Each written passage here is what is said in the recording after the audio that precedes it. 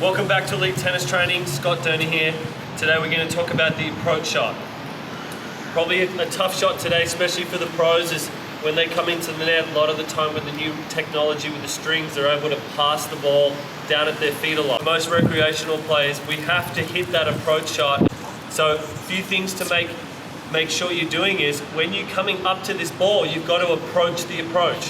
What I mean by that is getting up to that ball soon. You don't want to let it drop, okay? Most players get up to it kind of a little bit nervous of coming in and the ball starts to drop down, okay? You want to get it as it's coming up at the apex, meaning as it's bouncing, you're turning sideways, you're not facing the net, you're turning sideways, getting it at the top of the bounce, then you can impart topspin on the ball if you're going for a topspin approach.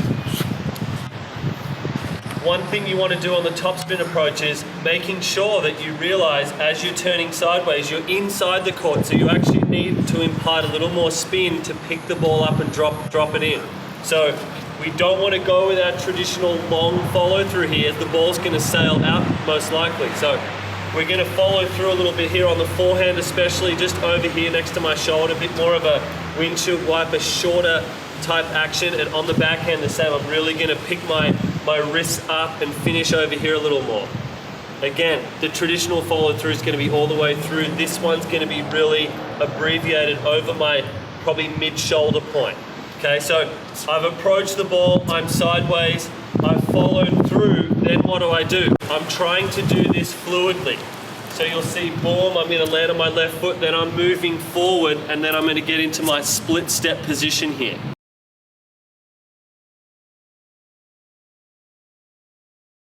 So I've hit my approach shot here, and then I'm going to move forward and get to my split step position. Now, before I do that, as I'm hitting, I want to take a couple of quick steps to get as close to the net as I can and do my split step when the opponent hits the ball or attempts the passing shot.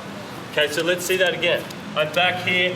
Okay, I'm going to hit, my follow through is a little lower, and then I'm going to really explode a couple of quick steps and get into my balanced split step position. The reason I get into this position is because I'm going to need to change direction if they try to hit a passing shot away from me, which is probably what they're going to do. Okay, so I'm in here, I've got into good position here, but I've taken those quick steps to get there.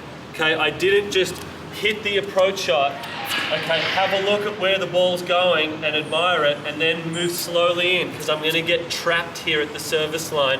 I want to try to get in as tight on the net as I can so I can put that ball away. Remember, approach shot, it's not a winner.